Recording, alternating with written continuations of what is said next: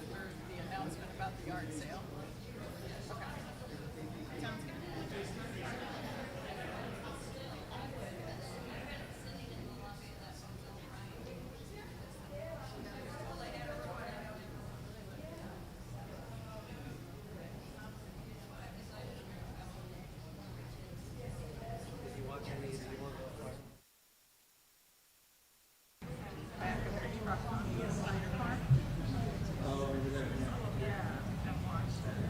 It started really late. No, we went. It was We so went late. for softball, and the last game was it was really slow because it was the final game of the softball tournament.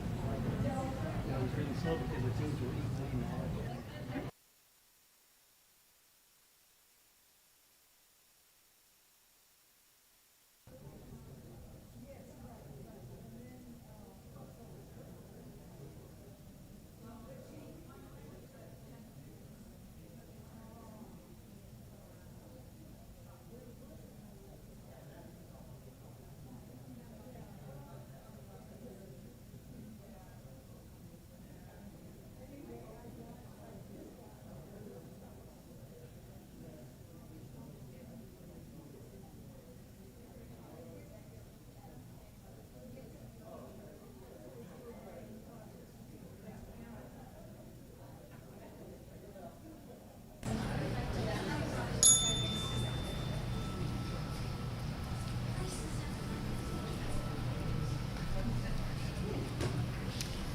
Good morning, and welcome to the Unitarian Universalist Fellowship of Wayne County.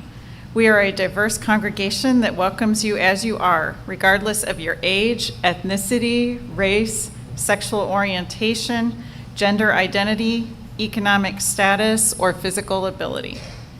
We come together to seek deeper meaning and understanding from each other and the world around us. Your presence here today is a gift that brings us closer to that understanding. We are an active community that lives its values beyond the hours of Sunday service, and I would like to call your attention to the following. Volunteers are needed for the UUFWC yard sale. We need help during the sale on July 25 and 26, and during setup July 20 to 24. Sign-up sheets are in the lobby. Questions, contact Debbie Hockey. She's right there, and she will be in the lobby after the service also to answer your questions.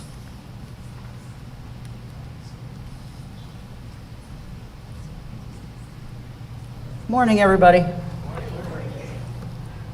Karen Skubik is not here today, so we would normally say, anybody who's new here, if you want to pick up a packet out at the front area, go ahead and do that. Or if you've been here, 2 or 3 times, and you've not filled out a packet, we'll ask you to do that. That way we get to know you better, and you can get to know us a little bit better also. Many of our members are at SI this week, Summer Institute, so we're pretty sparse this morning, and that's okay. Because you that have joined us, it's important that you're here.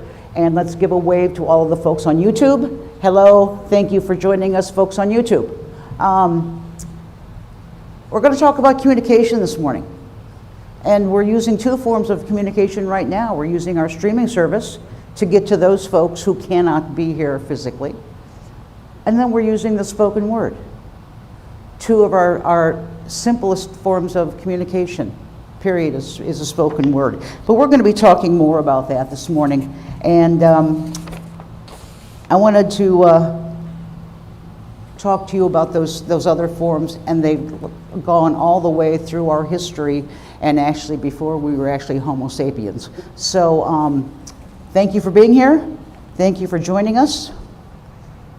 And we'll talk soon.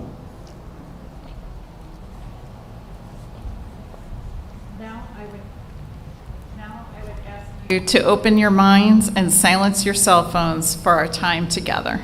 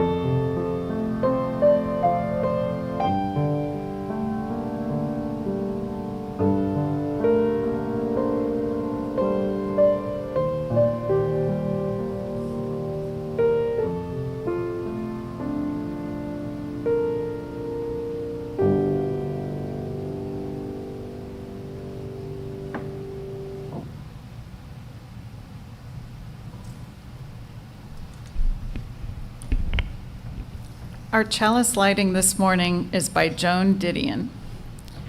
Quite often, you want to tell somebody your dream or nightmare. Well, nobody wants to hear about someone else's dream, good or bad. Nobody wants to walk around with it. The writer is always tricking the reader into listening to the dream. Let us now rise in body or spirit as we sing our opening hymn, Though I May Speak with Bravest Fire. The music can be found in the gray hymnal, number 34.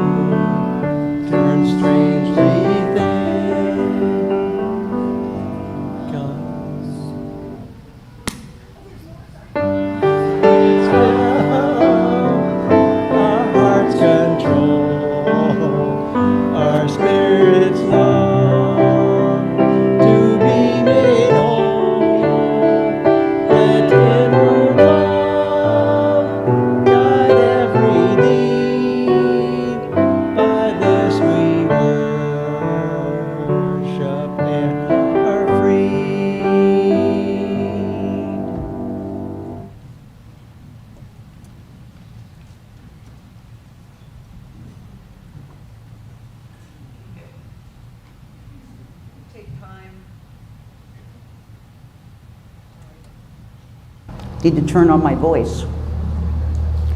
We take time in each service. Would you turn that down just a bit, Chris?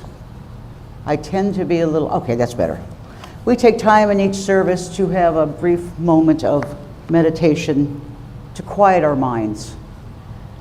So if you'll get comfortable in your chairs, put your feet flat on the floor, put your hands in your laps,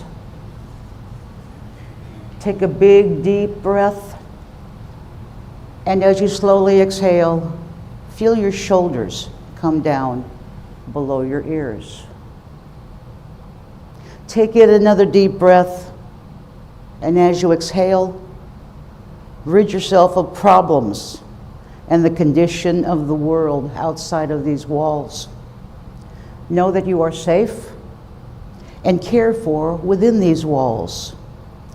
We're asking right now that you keep Bonnie Group and her family in your thoughts. Her uncle passed away of cancer last weekend, and it was a long battle, but he is free now and peaceful. Let us observe just a few moments of silence.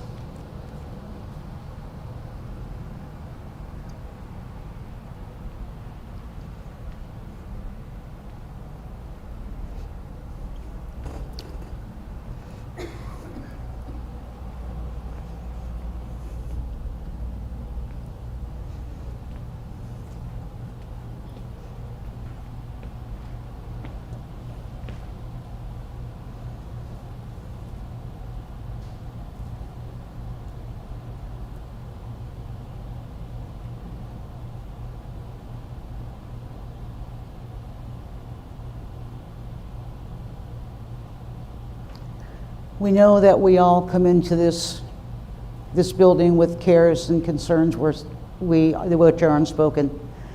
So we're going to ask you, if you care to come up, grab a stone, throw those cares and concerns on that stone, and drop them in the water, and let them dissipate from your mind and your thoughts for this next hour. And while we do that, if we could sing hymn number 123, Spirit of Life, that would be wonderful.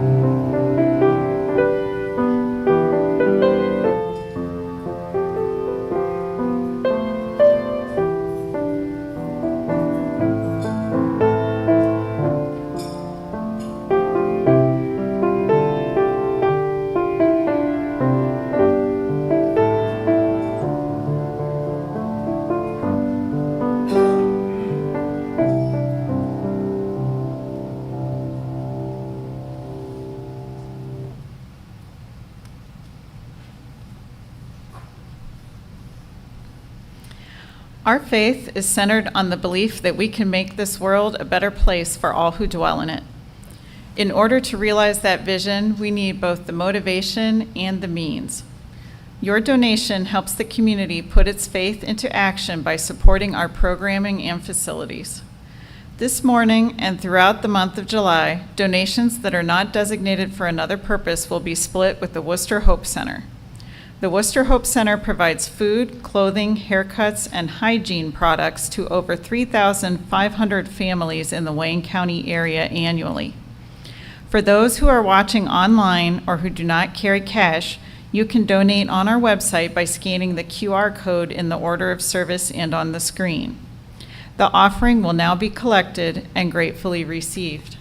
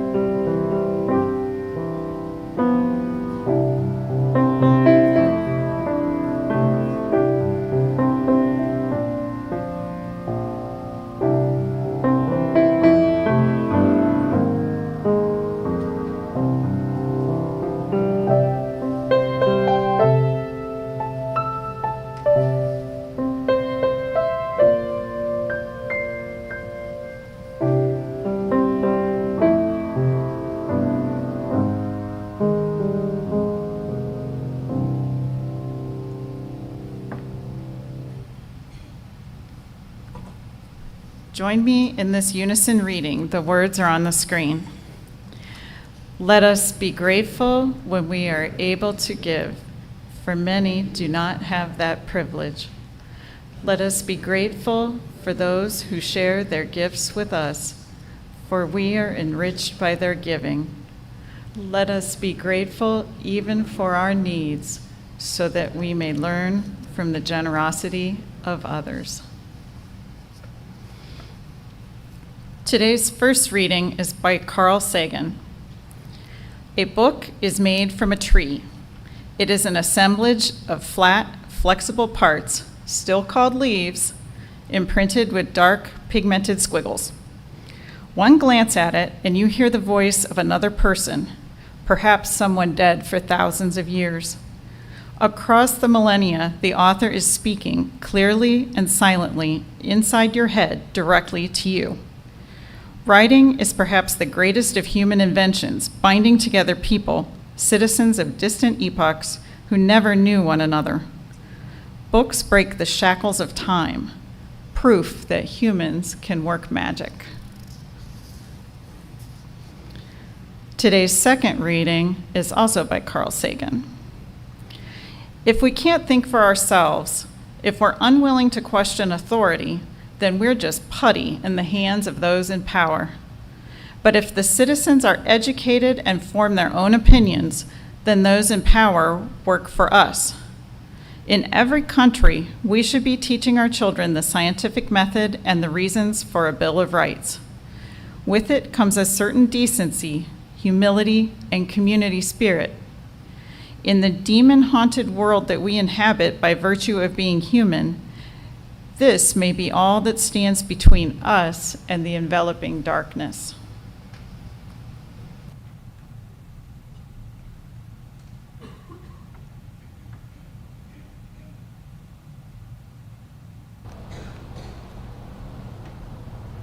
Communication. How do we communicate with one another?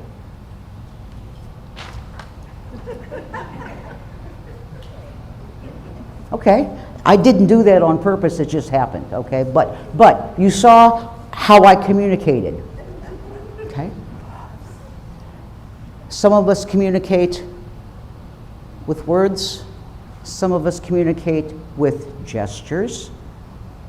And I think one of my favorite nonverbal ways to communicate, especially when I'm on the road, in traffic or driving, is like, you just want to ask why.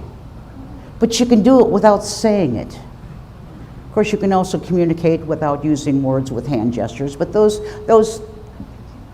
we surely shouldn't use, but we do. We communicate because we're humans. We communicate because it's important for us as a society and as a community to communicate. Go ahead and give us our next slide, Chris, if you would. The definition of communication: to share or exchange information, news, or ideas. And there are a lot of different examples of communication. To liaison, to interface, to commence, to meet up, to talk, to speak, converse, chat, visit, chew the fat, powwow, or shoot the breeze. All forms of communication, whether they be formal or not. Give us our next slide, if you would, Chris. Oh, there's a form of communication that I'm sure when people found these things in this cave drawing of practically 15,000 years ago, what was this person trying to communicate to us? Anybody? Go ahead. Food, sources of food, or the different things he and his family have seen in the area where they live around this cave. And it was like they had horses and they had deer and elk and all kinds of different things. Again, moose, looks like there's a moose up there in the top. they're trying to communicate what's in this area, which made it worth staying in. And that's important. Give us our next slide, if you would, Chris. What is this guy trying to, or person trying to communicate to us? Again, another source of food, correct? Steve? An animal of power, correct? But he's also told us something very specific about this particular animal called what? Mammoth, that's right. But not only a mammoth, but a woolly mammoth. So it may tell us about what the temperature was like in that area.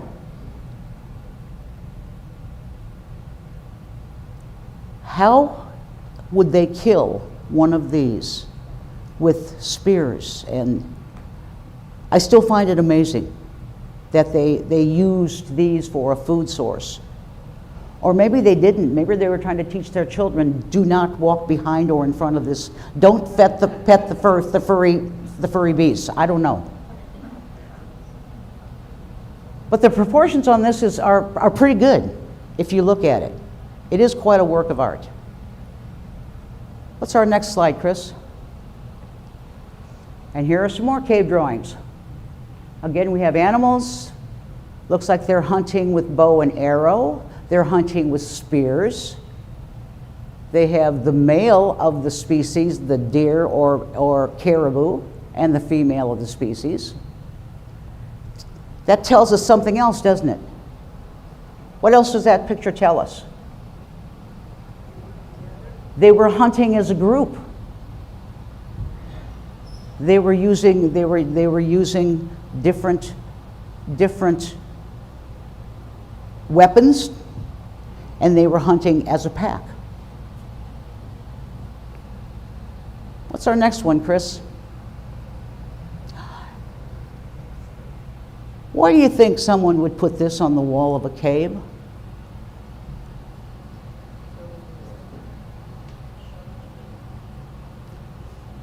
Maybe a way of identifying that he or she was in that cave. You see these all over the world, the hands that have been highlighted on cave walls. Scientists have still not really figured out why they did it, unless it was just a form of communication, or they were very, very bored one night sitting around the campfire. Could have been either one. Our next slide, Chris. Now here's some more stuff, and these are drawn on rocks, approximately, again, 15 to 20,000 years ago. And it looks like we have some different beings, if you notice the way they're drawn and why they're drawn.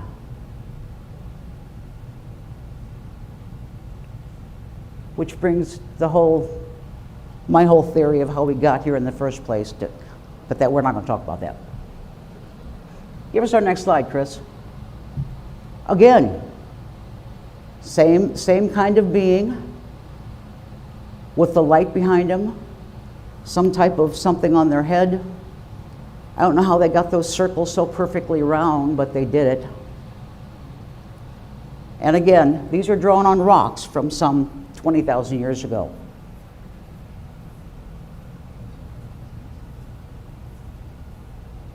And up there we have a hand, up at the top again. They're doing the hand thing.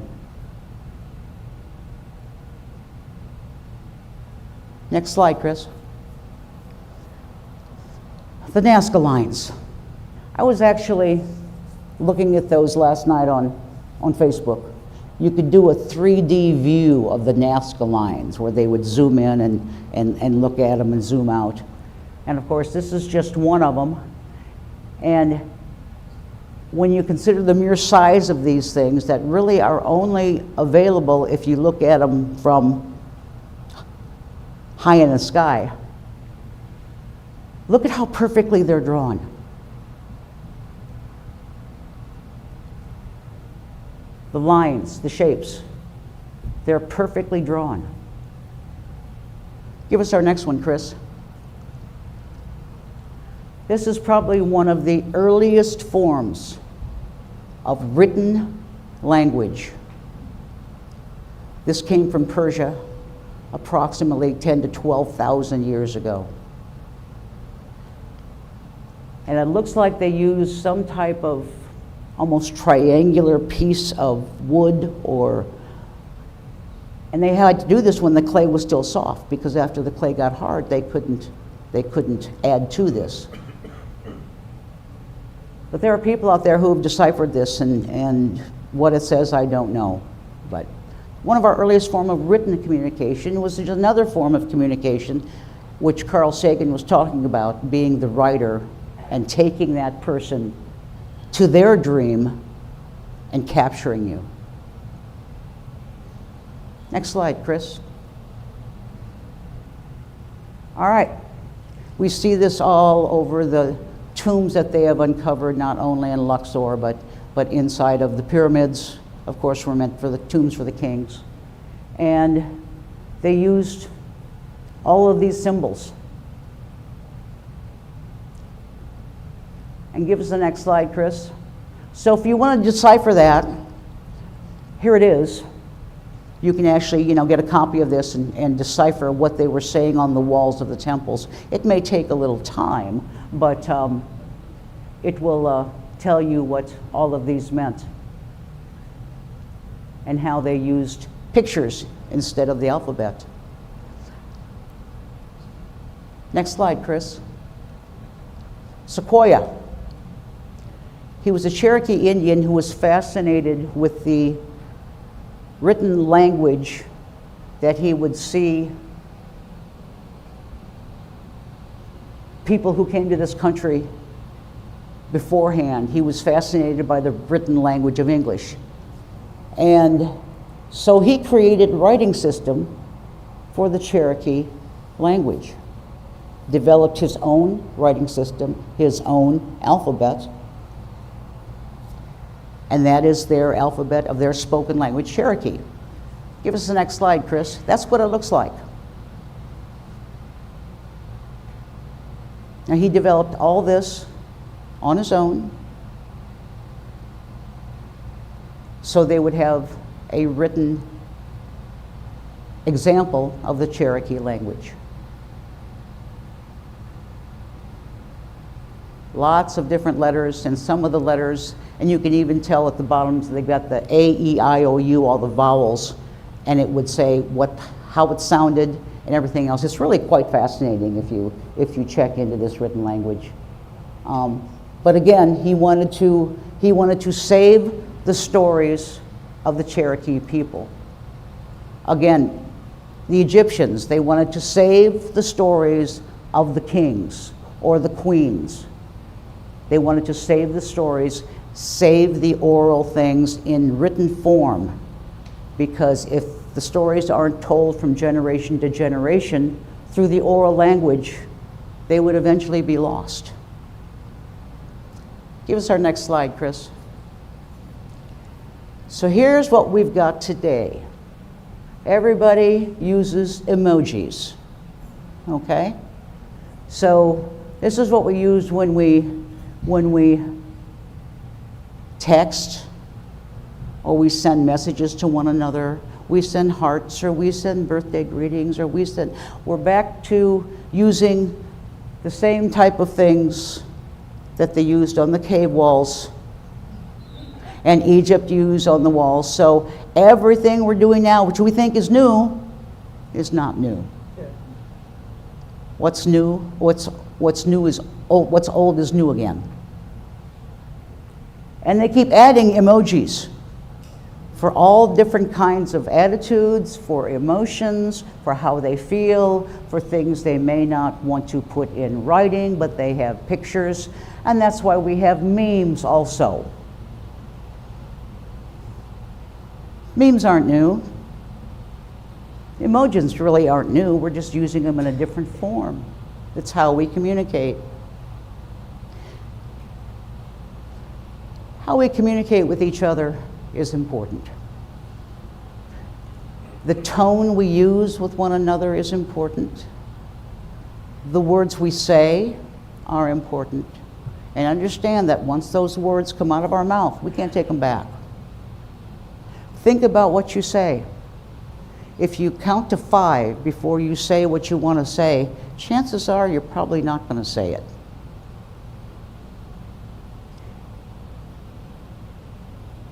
And that's what's important. I used to tell my staff when I was the director of the laboratory at the Worcester Community Hospital, I used to tell them, if you're going to send an email to someone, don't send an email that you didn't want to be printed incorrectly in the daily record. If you're using capitals, that means you're yelling, okay? Let's not do that. Use punctuation. Punctuation's important, and even when I text somebody today, I have punctuation. It's grammatically correct. I can't use the shortened stuff that people use, you know. Are you okay? No, I don't ask that. You know, I spell it out because that's what I was taught to do going to school and in high school. How else do we communicate? What?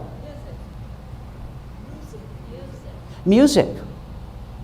We communicate through music, whether there's a written word in that music or not. Tim? Facial expressions. Facial expressions, exactly. That's kind of with the, yeah. Or if I went, what does that mean? Just stop. Or, not friendly.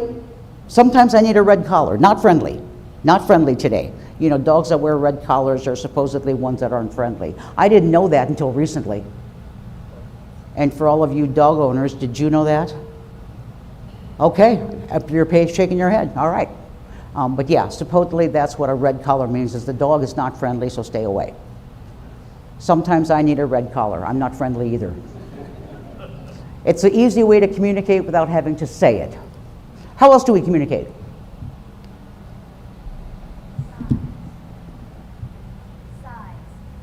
Size.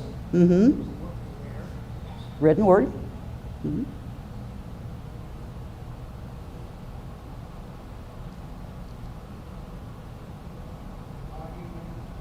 Say it louder. Body language. Body language. If you're talking to me and I go, what is it telling you? Back up. Yeah, again, not friendly, not friendly, yes. You know, or I've closed off communication with you. I am maybe listening to you, but I'm not hearing what you're saying. Connie? Sometimes you can hear an eye roll, can't you? My wife says she can hear me roll my eyes. And she said, I heard that, and she's in the other room. She knows. She knows me too well. That's right, the eye roll. Body language. You're closed up sitting in a chair like this. You're not listening. Or you're more open, hands are at your sides or in your lap. You're more apt to be listening. And believe me, directors and managers know this body language when they talk to their staff. They should know their staff well enough to know whether they're listening or whether they're not. And I used to say that you cannot motivate someone to do something they don't want to do. They can't be motivated. They can be threatened. That's a different situation. But to be motivated, and so my wife says she doesn't nag, she motivates. There's a difference. I know every time I do a sermon I kind of pick on her, but that's, you know, that's why we are the way we are. Any other ways that we communicate? Art. Art. Exactly. Most of those things we saw up there, and what we see right there is art. I don't understand some modern art, you know, a big black spot on a sheet of paper, you know, a big canvas, and this is art, and they'll pay millions of dollars for it. And I'm going, really? That to me, I want to see paintings of places or things or people. And my daughter was telling me one time when she was younger, she had called me, And she said, Mom, I look like a Van Gogh painting. She said, I'm fine from the distance, but you get up close to me? Yeah. That's how she was feeling. She was feeling like a Van Gogh painting. But Van Gogh had it, not Van Gogh. Yeah, it was Van Gogh, wasn't it? No, Monet. Monet was the one that you would get far away and you could see everything, but when you got up close to it, it's just little smudges of paint kind of here and there. How else do we communicate? Dance. Dance? Okay, so we've got art, we've got music, and we have dance. Yeah. Appearance? Yeah. Appearance. Yeah. Under the heading of art, actually, but gift wrapping. Gift wrapping. Okay. Kind of tells you what season it is. You know, I tend to not wrap birthday presents in Christmas paper, which is why I get plain paper and I use it for everything, you know. Be careful what's in the brown paper package, right. Tied up with strings. Weapons of war. Weapons of war. That's one way to communicate weapons of war. What is that communicating? Those with the best weapons normally win. It's been that way throughout history, hasn't it? Mm-hmm. So we've got art, we've got music, we've got facial expressions, we've got oral history, the spoken word, we have written history, we have written fiction, we have Nostradamus and his predictions. That's all ways that we communicate. Communication is important. And how we communicate is important. I've been telling a relative of mine that it's not what you say, it's how you say it. Because she may mean her text to be very sincere. Thank you very much for what you do. But it may not be taken that way. It may be taken sarcastically or terse. So it's not important what you say, but sometimes how you say it. Do I have another slide there, Chris, or not? And again, what's old is new again. They're using emojis on the cave wall. Okay? We're doing the same thing now. So that's how we communicate. We should be open and honest with each other. If we're not, what's the point of being a community? Don't you think? Well, I'd pick up my papers, but I think it's time for us to sing hymn number 121. Is that correct? We'll build a land. Let's sing along.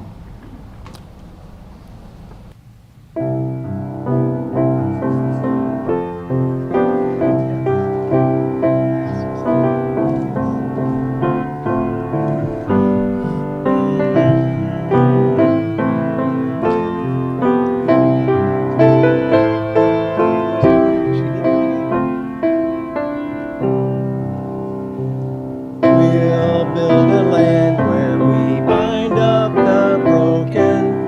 We'll build a land where the captives go free, where the oil of gladness dissolves all mourning. We'll build a promised land that can be. Come build a land where sisters and brothers, anointed by God, may then create peace, where justice shall roll down like waters, and peace like an ever-flowing stream.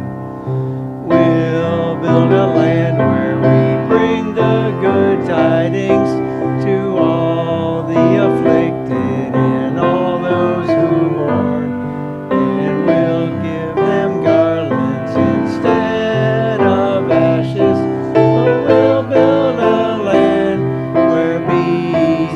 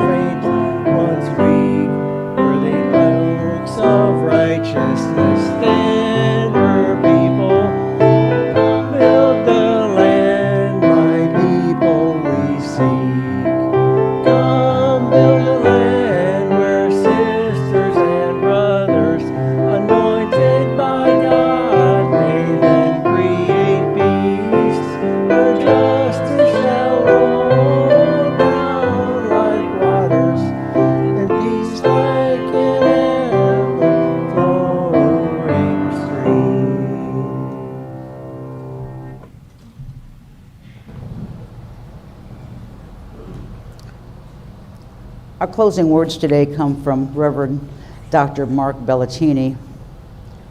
When the machetes of injustice tear apart the fabric of the nation and the world, I speak up. When the sunset resembles purple as orange vines of entwined lovers, I sigh in peace.